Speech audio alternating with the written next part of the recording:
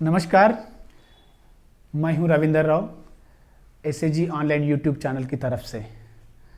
हम आज की क्लास में आगे बढ़ने से पहले आप सभी से मेरा निवेदन है, अभी तक जो हमारा चैनल को सब्सक्राइब नहीं किए हैं प्लीज़ आप सब्सक्राइब कीजिएगा और आपका साथियों के साथ हमारा वीडियोस लगातार शेयर करते रहिएगा। आपको निरंतर हम डे एनआरएलएम के बारे में एसएजी, वीवो, सीएलएफ आदि आजीविका की संबंधित बहुत सारे विषय के बारे में लगातार हम आपको वीडियोस अपलोड करते रहेंगे। Thank you so much for your wonderful contribution and cooperation.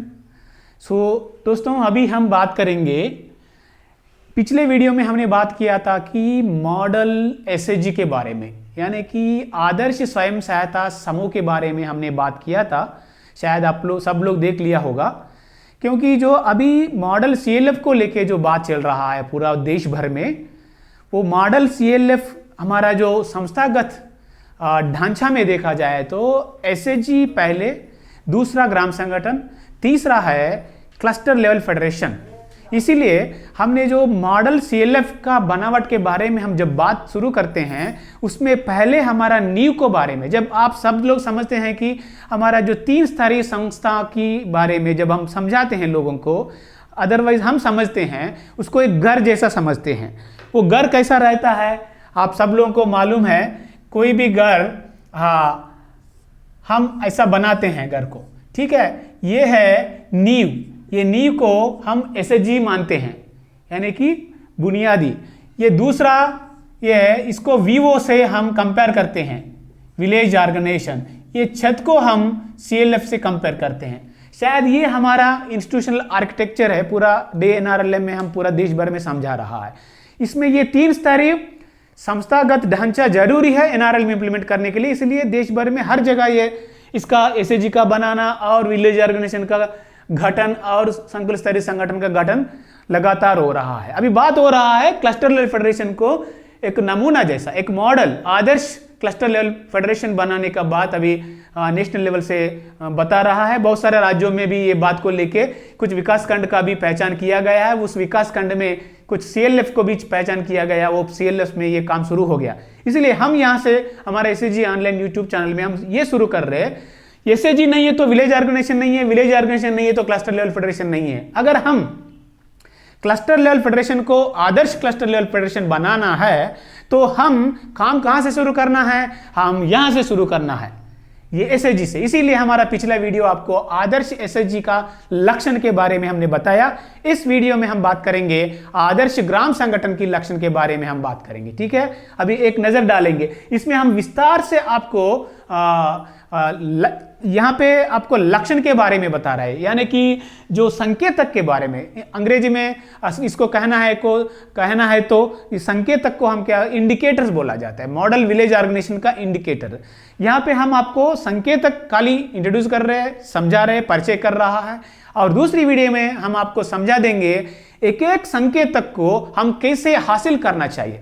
खाली हम संकेतक को कहीं एक जगह लिखे हमारा पुस्तक में, नहीं तो दीवार के ऊपर एक चार्ट में बना के लिख के अगर वैसे छोड़ देने से, नहीं तो खाली समझने से काम नहीं होगा जब तक हम उसको जमीन पर उतरते नहीं है। इसीलिए हम अगले वीडियोस बना देंगे, ये एक एक संकेतक को हम कैसे, किस योजना सहित, किस पद्धति में इसको हम हासिल करेंगे, ठीक है। अभी हम सिर्फ संकेतक क्या है इसके ऊपर एक नजर डालेंगे। ये पहला संकेतक है, आप यहां पे देख रहा है, गरीब से गरीब यानी कि अति गरीब, और गरीब का कवरेज 100% होना चाहिए। The first and foremost indicator of a village organization, best या model village organization is social inclusion, यानी कि सामाजिक समावेशन। आप जानते हैं सामाजिक समावेशन किसे कहते हैं, यानी कि जितने भी हमारा जो योग्य परिवार है, योग्य परिवार मतलब डे एनआरएलएम का योग्य परिवार कौन होता है आपको पता है, सभी वंचित समुदाय का परिवार होता है, और अति गरीब परिवार होता है, और गरीब परिवार होता है, ठीक है। इसीलिए उन सभी योग्य परिवार, ये कितना आंकड़ा आया अगर हम अंदाजा करने से, डे एनआरएलएम में ये पूरा हिंदुस्तान में, भारतवर्ष में 7 से लेकर 10 करोड़ परिवार को हम इंक्लूड करना चाहिए, किसमें, एसएजी में। तो इसीलिए अगर आदर्श विलेज ऑर्गेनाइजेशन जिसको कहना है तो वो ये पहला बिंदु के ऊपर ध्यान देना है, हासिल करना है 100% योग्य परिवार, यानी कि वंचित, अतिगरीब, गरीब, एससी, एसटी, पीवीटीजी या पीडब्ल्यूडी और अन्य तरह की जो सब वंचित परिवारों को 100% समूह में लाना। ठीक है, ये फर्स्ट एंड फॉरमोस्ट काम है। दूसरा जो संकेतक है, विशेष एसएचजी का गठन किया जाना चाहिए। ये विशेष एसएचजी क्या होता है? आप सब लोग जानते हैं जनरल यानी कि साधारण एसएचजी के बारे में। जो साधारण एसएचजी में हर एक परिवार से, यानी कि हमारा जो एनआरएलएम की हिसाब से देखा जाए तो परिवार, गरीब और अति गरीब परिवार की एक एक परिवार से एक एक महिला को हम चिन्हांकन करके उस महिला को 10 से 15 लोगों को मिला के, कभी कभी 20 लोगों को मिला के एक एसएचजी बनाते हैं। महिलाओं से जो गठित किया जाता है उस एसएचजी को हम साधारण एसएचजी बता सकते हैं, बता रहा है। और ये विशेष एसएचजी यानी कि कुछ कुछ परिवारों में शायद वो 18 साल से 60 साल के बीच में उम्र की वो कोई महिला है नहीं, लेकिन वो परिवार गरीब है, नहीं तो वो लोग दिव्यांग लोग हैं, नहीं तो HIV एड्स अफेक्टेड लोग हैं, नहीं तो पलायन करने वाले लोग हैं। ऐसी सिचुएशन में स्पेशल समूह बनाने का बात एनआरएलएम बता रहा है। इसी को बता रहता है विशेष एसएचजी। विशेष एसएचजी मतलब दिव्यांग एसएचजी यानी कि पीडब्ल्यूडी एसएचजी। दूसरा एसएचजी है जो हमारा जो एल्डरली एसएचजी जिसे कहते हैं, जो वरिष्ठ नागरिकों के साथ बनाते हैं, वो एसएचजी। तीसरा जो है PVTG, particularly vulnerable tribal group का, यानी कि बहुत कोने कोने पे अंदर अंदर जो जंगलों में रहते हैं, हमारा जो पर्टिकुलरली ट्राइबल पीवीटीजी लोग बोला जाता है, उन लोगों के द्वारा। और जैसा मैंने कहा था, अलग अलग जो वंचित समुदाय के लोगों से बनाए गए एसएचजी को हम क्या कह सकते हैं? Special SHG. यानी कि उस वीवो में दूसरा संकेतक क्या है? पहला संकेतक 100% जोड़ना है, और दूसरा संकेतक है विशेष, अगर जरूरत पड़े तो विशेष एसएचजी का गठन भी करके रहना चाहिए। आगे बढ़ते हैं तीसरा संकेतक के बारे में। सभी एसएचजी को वीवो का हिस्सा होना चाहिए। मतलब उस गांव में या नहीं तो उस गांव संगठन की एरिया में कितना एसएचजी बन चुके हैं, भले वो विशेष एसएचजी हो या साधारण एसएचजी हो, सारे स्वयं सहायता समूह वीवो का हिस्सा बनना चाहिए। तभी मतलब कुछ एसएचजी बन गया लेकिन वो अभी तक वीवो में जुड़ गए नहीं, वो अपने आप काम कर रहे हैं, ऐसा नहीं होना चाहिए। ठीक है, जितने भी एसएचजी का गठन हुआ वो सारे एसएचजी वीवो में जुड़ के रहना है। ये तीसरा संकेतक है मॉडल वीवो का। और चौथा संकेतक है एसएचजी 5 सूत्र का या 10 सूत्र का पालन करते रहना चाहिए। यानी कि कितने भी एसएचजी जो ग्राम संगठन के अंदर पड़े हैं, वो सारे एसएचजी 5 सूत्र का पालन करना ही करना है, जरूर करना चाहिए। ये जरूरी है एनआरएलएम का एसएचजी को। ठीक है, और धीरे धीरे वो 10 सूत्र की ओर बढ़ते रहना चाहिए और 10 सूत्र को भी पालन करना शुरू करना चाहिए। ये है चौथा संकेतक है मॉडल विलेज ऑर्गेनाइजेशन का। और सभी पात्र एसएचजी को बैंक के साथ जोड़ना चाहिए। यानी कि कितने भी एसएचजी जो उस गांव संगठन के अंदर जो तैयार किया गया, गठन किया गया है, सारे एसएचजी 1 महीने की मतलब गठन के बाद 1 महीने के अंदर अंदर वो एसएचजी का खाता नजदीकी बैंक शाखा में खोलना चाहिए और वो एसएचजी लगातार बैंक से हर महीने कुछ ना कुछ लेन देन का प्रक्रिया करते रहना चाहिए। ये है पांचवा जो संकेतक है। और छठवां संकेतक है एसएचजी वीवो और सीएलएफ स्तर पर 100% पुनर्भुगतान। यानी कि एसएचजी में जो सदस्य है जो ऋण लेते हैं, वो जिस ऋण लिया है वो ऋण को 100% किस्त के हिसाब से 100% वापसी का प्रतिशत 100 रहना चाहिए member to SHG. And SHG to VO 100%, मतलब वीवो से सीएफ का ऋण लेते हैं वीवो, इसीलिए एसएचजी, तो एसएचजी टू वीवो 100% रहना चाहिए। और वीवो पैसा कहां से लेते हैं? आप सब लोग जानते हैं, संकुल स्तरीय संगठन से, है ना।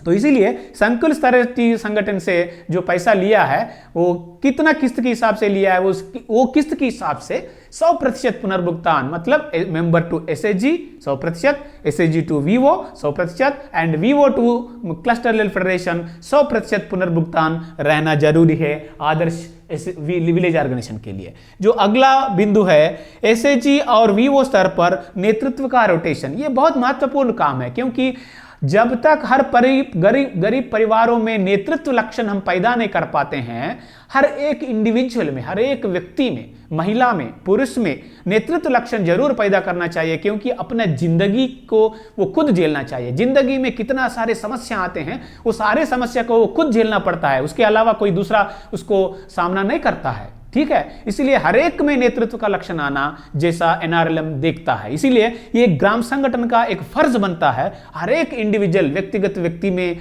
नेतृत्व लक्षण पैदा करना। लेकिन ये कहां से शुरू करना है? इसीलिए हम सभी एसएचजी सदस्यों को भी एक मौका देना चाहिए कि वो लोगों भी अपना लाइफ में नेतृत्व का काम करना है और इंस्टीट्यूशन में भी यानी कि संस्था में भी नेतृत्व करना चाहिए। इसीलिए एक नियम बना के सारे एसएचजी में बारी बारी में सभी सदस्य हर साल में या नहीं तो 2 साल में अपना नियम के हिसाब से लगातार रोटेशन एसएचजी में नेतृत्व बदलना के काम कंटिन्यूसली होते रहना चाहिए। और विलेज ऑर्गेनाइजेशन में भी जो भी 2 साल में एक बार या नहीं तो 1 साल में एक बार जैसा आपने अपना वीओ में नेतृत्व बदलाव के लिए नियम रखे हैं उस नियम के हिसाब से वो जरूर आप नेतृत्व का जो रोटेशन बदलाव करते रहना चाहिए। एसएचजी में और वीओ में लगातार जो नया नया लीडर्स को मौका मिलना चाहिए, ये एक बढ़िया लक्षण है।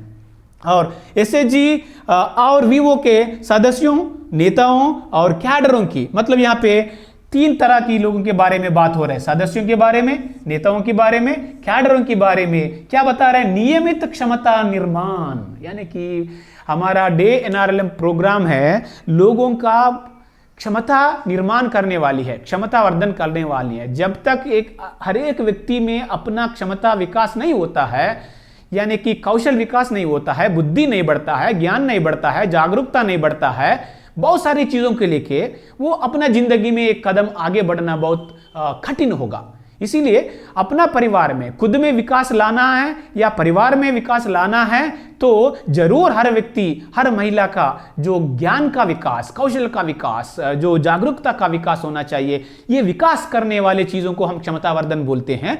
इसीलिए ये ना समझौते वाली बात है जो लगातार हर जो राज्य आजीविका, ग्रामीण आजीविका मिशन एसआरएलएम के दौरान जो मॉड्यूल्स बनाया गया है, हर एक मेंबर को क्या क्या देना है, वे नेता को क्या क्या देना है, और हमारे साथ जो कैडर काम कर रहा है, यानी कि बुक कीपर हो, समूह सखी हो या नहीं तो अलग अलग तरीके की जो मास्टर बुक कीपर हो, नहीं तो सीआरपी हो, पशु मित्रा हो या स्वास्थ्य सखी हो, जो भी हो, सारे कैडर सदस्यों का, नेताओं का और कैडरों का जो क्षमतावर्धन लगातार कंटिन्यूसली होते रहना चाहिए। तभी तो हम उस ग्राम संगठन को एक अच्छा ग्राम संगठन यानी कि मॉडल ग्राम संगठन कह सकते हैं।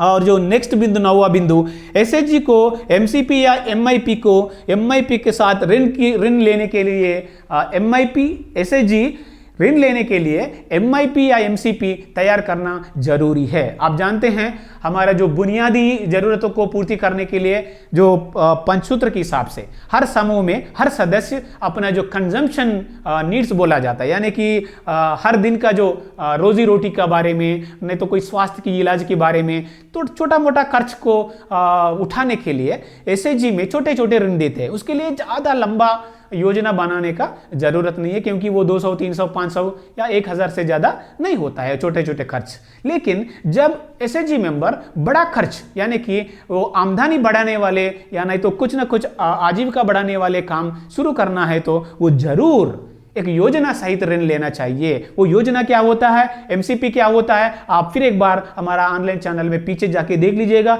एमआईपी यानी कि माइक्रो क्रेडिट प्लान क्या है, क्यों है, कैसे है करके 2 वीडियो आपको मिल जाएगा एसएचजी ऑनलाइन यूट्यूब चैनल में, आप देख लीजिएगा। वो एमसीपी जो हम बता रहे हैं वो एमसीपी जरूर बड़ा लोन लेने के लिए एसएचजी जरूर करना चाहिए। और वीओ भी, यदि कोई एसएचजी एमसीपी नहीं बनाया, उस वीवो को कोई लोन नहीं देना चाहिए वीवो से। ऐसा अगर जो वीवो में सभी एसएचजी एमसीपी बना रहा है, वो एसएचजी एमसीपी देख के ही एसएचजी को लोन जिस वीवो में दे रहा है, ये एक बढ़िया संकेतक है। एमसीपी को पालन करना वो एक मॉडल वीवो का अच्छा संकेतक है, ये जरूर करना चाहिए। और 10वां, वीवो के पास कार्यात्मक उपसमितियों होना चाहिए। आप सब लोग जानते हैं उपसमितियां यानी कि सब कमिटियां या फंक्शनल कमिटी भी बोला जाता है। जो सब कमिटी किसे बनता है, सब कमिटी क्यों बनता है, सब कमिटी का कामकाज क्या होता है, उसका रिव्यू क्या होना चाहिए और उसका रिव्यू फॉर्मेट क्या होना चाहिए, हमारा पिछला वीडियो देख लीजिएगा सब कमिटीज के ऊपर। और एक एक सब कमिटी के ऊपर भी हमारा वीडियो आपको मिल जाएगा, आप देख लीजिएगा, उसको रेफर करिएगा, आपको समझ में आ जाएगा। लेकिन यहाँ पे बात ये हो रहा है, अगर जिस वीवो के बारे में हम बात कर रहा है वो वीवो अगर मॉडल वीवो जैसा हम उसको पहचानना है तो उसमें किस तरह की जो कमेटी रहना चाहिए, ये कार्यात्मक कमेटी रहना चाहिए, यानी कि फंक्शनल, वो काम करते रहना चाहिए। ऐसा नहीं है कि नाम के वास्ते हमने सामाजिक कमेटी बनाया, नहीं तो अंकेक्षण कमेटी बनाया, नहीं तो निगरानी कमेटी बनाया, अलग अलग तरीके की नाम 10, 12, 15 तरह की कमेटियां बनाया, लेकिन वो कागज के ऊपर ही है, कोई सब सदस्य को पता नहीं है, कुछ काम नहीं है, कुछ काम की नहीं है, तो नाम के वास्ते क्या जरूरी है। इसीलिए आप 3 बनाओ या 4 बनाओ या 5 बनाओ आपकी जरूरत के हिसाब से, लेकिन 3 कमेटी जरूर बनाना चाहिए। वो आप जानते होंगे, जितने भी कमेटी आप बनाया वो कमेटियां कार्यात्मक होना चाहिए, वो कमेटी लगातार काम करते रहना चाहिए। ये एक बढ़िया इंडिकेटर है ग्राम संगठन की मॉडल संकेतक में एक संकेतक है। ठीक है, अभी हम जो नेक्स्ट पॉइंट के बारे में हम बात करते हैं। अभी तक जो 10 पॉइंट हम बात किया है संकेतक, अभी कुल कितना 20 संकेतक हम आपके लिए तैयार किए हैं। अभी वो 10 संकेतक के बारे में बात किया था, अभी 11वां संकेतक क्या है आदर्श ग्राम संगठन के लिए।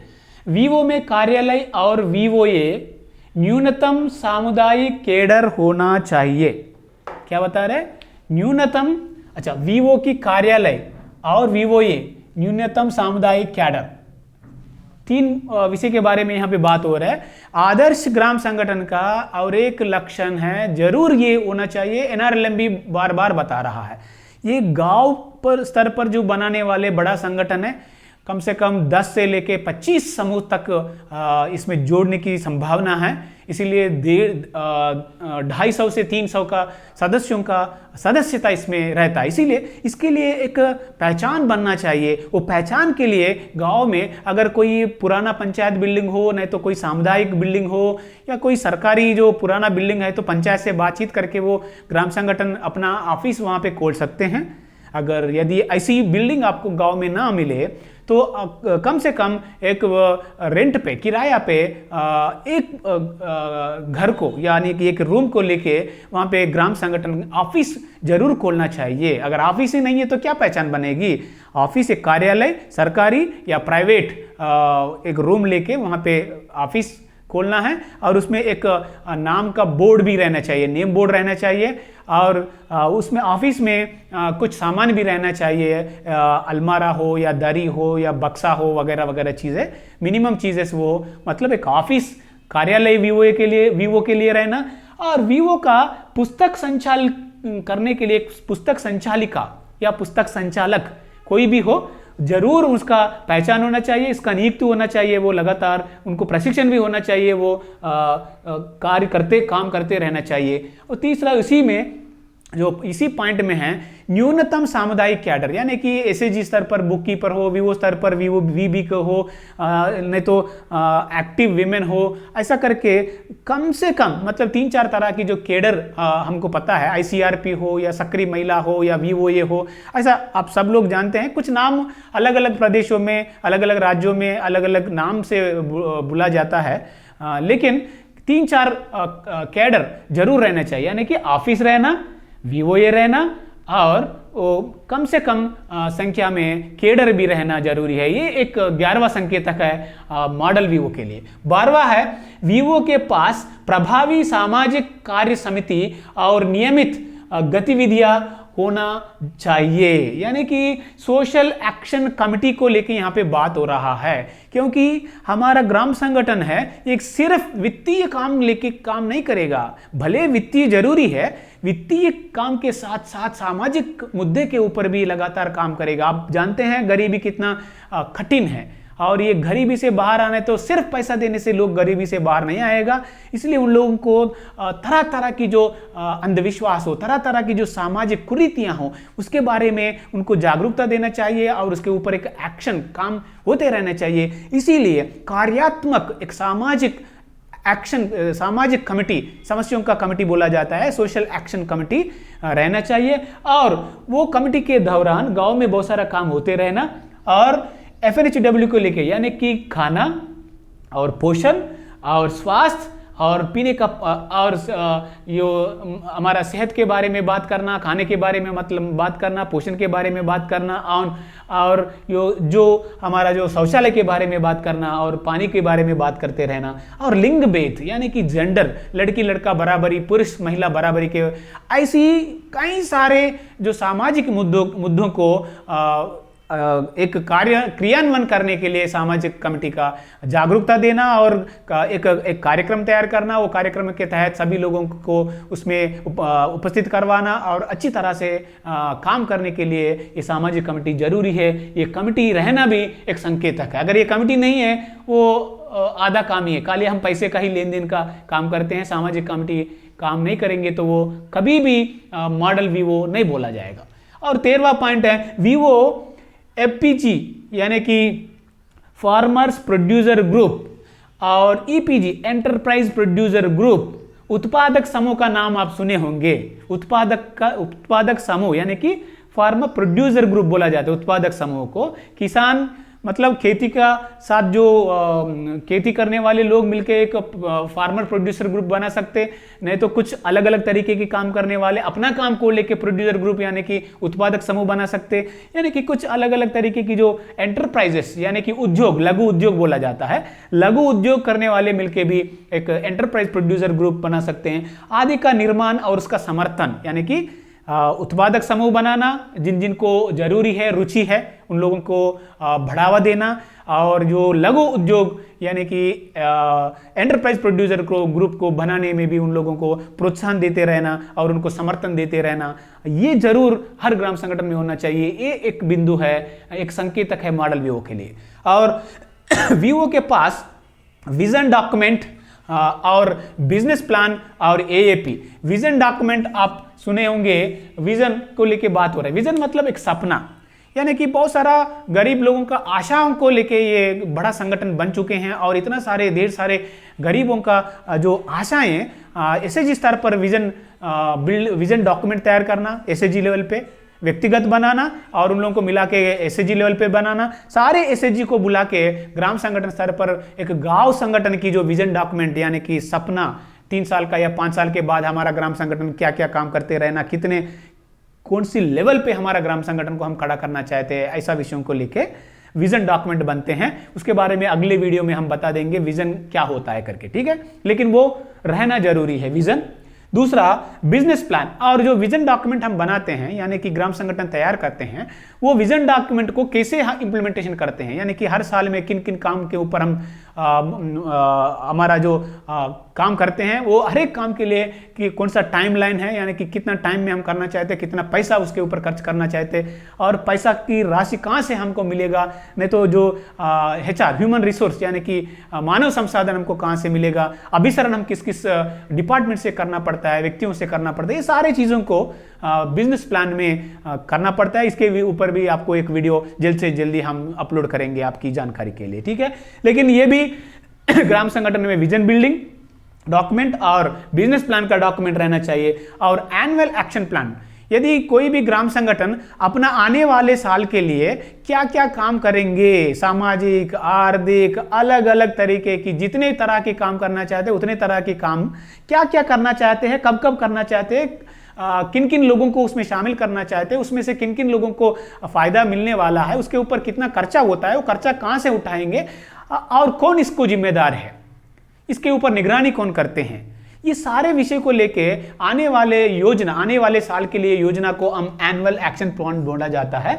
ग्राम संगठन, अगर यदि हम ग्राम संगठन को मॉडल ग्राम संगठन बोलना है तो उसको जरूर एक अगले साल के लिए कार्य योजना तैयार करके रहना चाहिए। Business plan vision document, business plan and AAP वो वीवो में रहना चाहिए। ये एक संकेतक है मॉडल वीवो के लिए। और नेक्स्ट जो है एसएचजी और वीवो के अर्धवार्षिक लेखा परीक्षा का अभ्यास होना चाहिए, यानी कि ऑडिट, इंटरनल ऑडिट हर 6 माह में इंटरनल ऑडिट ग्राम संगठन का लेखा जोखा को लेके होना चाहिए। यानी कि हमारा ग्राम संगठन में अभी तक कितना बचत आया, कितना ब्याज आया, कितना ऋण दिया, और ऊपर से कितना पैसा सीएलएफ से आया है, सीएलएफ को कितना वापस किया है, बैंक से पैसा लिया है क्या, कोई अन्य विभाग से पैसा लिया है क्या, पंचायत से किया है क्या, जो भी हो सकता है, अलग अलग रूप में, अलग अलग स्रोत से पैसा आया कितना, गया कितना, अभी रहा कितना, इसको लेके जो आंकड़ों को लेके एवरी 6 मंथ्स में, हर 6 माह में इंटरनल ऑडिटर, कम्युनिटी ऑडिटर के द्वारा ऑडिट वीवो जरूर करते रहना, ये एक संकेतक है। और वीवो द्वारा न्यूनतम 2 सामान्य निकास बैठकें यानी कि आम सभा हर 6 माह में होना चाहिए, यानी कि जरूर 1 साल में 1 आम सभा होना जरूरी है।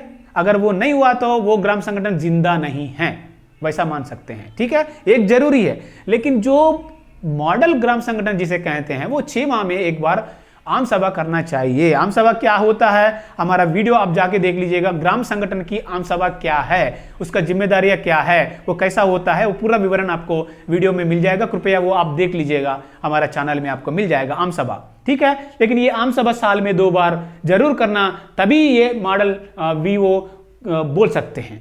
और नेक्स्ट जो है एसएचजी और वीवो स्तर पर पारदर्शिता, यानी कि हर एसएचजी में, वीवो में जो भी निर्णय हो रहा है, जो भी काम हो रहा है, वो काम को लेके, यानी कि सिंपल सा बात है, हर एसएचजी अपना सदस्य को एक सदस्य का पास पुस्तक देना चाहिए, उसमें हर चीज को, बचत को, वापसी को लिख के देना चाहिए। और जो भी निर्णय होता है वो सबके सामने होना चाहिए, जो भी काम होता है सबको जानकारी में होना चाहिए। ऐसा पैसे का या गैर पैसे का जो भी काम होता है वो सदस्यों को बताते रहना चाहिए। ठीक है, और जो भी पैसा बैंक में डालते हैं उसका जो काउंटर फाइल लेके आके सबको सदस्यों को दिखाना चाहिए। और जो भी राशि जो हमको साल के बाद जो रहता है इनकम सरप्लस, जो सरप्लस सबको बांटना चाहिए, ऐसा। ठीक है, ऐसा ग्राम संगठन में भी सभी चीज के बारे में, पैसों को लेके या गैर पैसे संबंधित विषयों को लेके जानकारी सभी एसएचजीज को, रिसीट्स एंड पेमेंट्स के बारे में, इनकम एंड एक्सपेंडिचर के बारे में, और जो एसेट्स एंड लायबिलिटीज के बारे में, ये हर महीना बताते रहना चाहिए। और एसएचजीज को जो भी जानकारी है वो जानकारी पास करते रहना चाहिए। और जो नेक्स्ट पॉइंट है पीआरआई, यानी कि पंचायत संस्था, स्थानीय सरकार के अधिकारियों और संस्थानों, गैर सरकारी संगठनों आदि के साथ अच्छा अभिसरण आप जानते हैं। एनआरएलएम एक नेतृत्व करते हैं, एनआरएलएम एक बढ़िया रोल इस्तेमाल करते हैं गरीबी दूर करने में, लेकिन सिर्फ एनआरएलएम के मार्गदर्शन में ही गरीबी दूर नहीं होगा। इसीलिए कई सारे सरकारी विभागों का द्वारा अलग अलग तरीके की जो स्कीम्स है उसका तहत पैसा या अलग अलग तरीका की जो सपोर्ट है हमारा गरीब दीदी लोगों को मिलने की संभावना है। अगर यदि जब तक ये सब काम कहां से मिल जाएगा, हर गांव में ग्राम पंचायत के दौरान, जो ग्राम पंचायत संस्था आपको पता है स्थानीय सरकार बोला जाता है जिसको, वो पंचायत के दौरान ये सब स्कीम का चिन्हांकन होता है और इसका अमल भी होता है। इसीलिए ये ग्राम संगठन अच्छा अभिसरण ये ग्राम पंचायत के साथ जुड़ के काम करना चाहिए। पंचायत की बैठक में ये लोग जाना चाहिए, ये ग्राम संगठन का बैठक में उन लोगों को भी बुलाना चाहिए। ये आदान प्रदान जो है बढ़िया रहना चाहिए। और जो नीचे लेवल पे यानी कि जो इम्प्लीमेंटेशन लेवल पे अलग अलग डिपार्टमेंट्स का जो अधिकारी काम करता है उन लोगों से अच्छे संबंध रखना चाहिए, ताकि सरकारी योजनाओं का उपलब्ध हमारा सदस्यों को मिलने जैसा काम करना चाहिए। यानी कि एक एंटाइटलमेंट प्लान भी ग्राम संगठन बना के उसको इस्तेमाल करना चाहिए अभिसरण की योजना के दौरान। ठीक है, और जो वित्तीय समावेशन सेवा को तक पहुंच, यानी कि वित्तीय सोशल फाइनेंशियल इंक्लूजन जिसे कहते हैं, यानी कि हर सदस्य के नाम के ऊपर बैंक खाता और जो सदस्य के नाम के ऊपर बीमा, सदस्य का पति को नाम के ऊपर बीमा, और सदस्य जो काम करता है वो काम के ऊपर बीमा, और अलग अलग तरीके की जो रेमिटेंस के बारे में, डिपॉजिट के बारे में, इंटरेस्ट सबवेंशन के बारे में, अलग अलग तरीके की जो वित्तीय समावेशन, यानी कि आजकल जो बैंकिंग करस्पॉन्डेंट सेवाएं आ रहा है, अलग अलग तरीके की जो वित्तीय सेवाएं 7-8 प्रकार की जो सेवाएं हैं, सब सेवा के साथ हमारा सभी परिवारों को जोड़ना जरूरी है। जब तक हम नहीं जोड़ेंगे उसको हम एक मॉडल वीवो नहीं कह सकते, क्योंकि वित्तीय समावेशन के दौरान ही हर गरीब परिवार को जो बहुत सारे फायदा मिलने वाले हैं। ठीक है, ये इसके बारे में भी, वित्तीय इंक्लूजन के बारे में भी वीडियो है, आप देख सकते हैं। ठीक है, जो लास्ट बट नॉट लीस्ट है वैधानिक अनुपालन, यानी कि हर एक राज्य में राज्य ग्रामीण आजीविका मिशन सारे ग्राम संगठन को यह सुझाव दिया गया है कि हर ग्राम संगठन कोई ना कोई कुछ कुछ राज्यों में ये फैसला लिया है, कुछ कुछ राज्यों में फैसला लेने वाले हैं कि रजिस्ट्रेशन, पंजीकरण, अगर सोसाइटी की एक्ट में पंजीकरण हुए तो हमारा जो ऑफिसर डिस्ट्रिक्ट लेवल पे जो सोसाइटी रजिस्ट्रार ऑफ सब रजिस्ट्रार ऑफ सोसाइटीज में साल के बाद अपना जो काम किया गया काम के बारे में, ऑडिट रिपोर्ट के बारे में वहां पे दर्ज करना है। अगर कोऑपरेटिव एक्ट में रजिस्ट्रेशन करेंगे तो डिस्ट्रिक्ट कोऑपरेटिव ऑफिसर ऑफिस में जाके वहां पे हमारा जो रिपोर्ट दर्ज करना पड़ता है। इसको स्टैट्यूटरी कंप्लेंट्स बोला जाता है, यानी कि अगर शासनात्मक यानी कि अगर पंजीकरण हो चुका है तो जरूर आप 1 साल में ये कागज वहां पे, दस्तावेज वहां पे जरूर जमा करना पड़ता है। इन सारे चीज करना जरूरी है, तभी तो हम बोल सकते हैं ये ग्राम संगठन मॉडल संगठन है। अभी तक हमको बताया गया है कितना, 20 बिंदु। आप देख लीजिएगा आपका ग्राम संगठन अगर ये 20 बिंदु में कहां पे है। अगर आपका ग्राम संगठन 10 में अच्छा काम कर रहे हैं तो और 10 आप शुरुआत करिएगा, अगर 15 कर रहे हैं बेहतर कर रहे हैं और 20 तक आपको लेके जाइएगा। ये पूरा एक्टिविटी अगर ये 20 बिंदु को तक पहुंचना है तो हमारा अनुभव ये बता रहा है कि कम से कम जिस ग्राम संगठन को 2.5 साल का उम्र आता है जब तक ये 20 काम के ऊपर लगातार काम करते रहना चाहिए। ठीक है, ये हमारा ई क्लास का उद्देश्य है। जानते आप सब लोग इस चीज को लेके जाके अपना अपना ग्राम संगठन में चर्चा करिएगा, बढ़िया एक चार्ट पेपर बनाइए, एक आपका व्यू ऑफिस में इसको दर्शाइए और हमेशा बैठक में हम कहां तक आया करके वो असेस करते हैं और आगे बढ़ते रहे, भविष्य का प्लान तैयार करते हैं। थैंक यू सो मच, धन्यवाद। हम मिलते हैं अगले वीडियो से।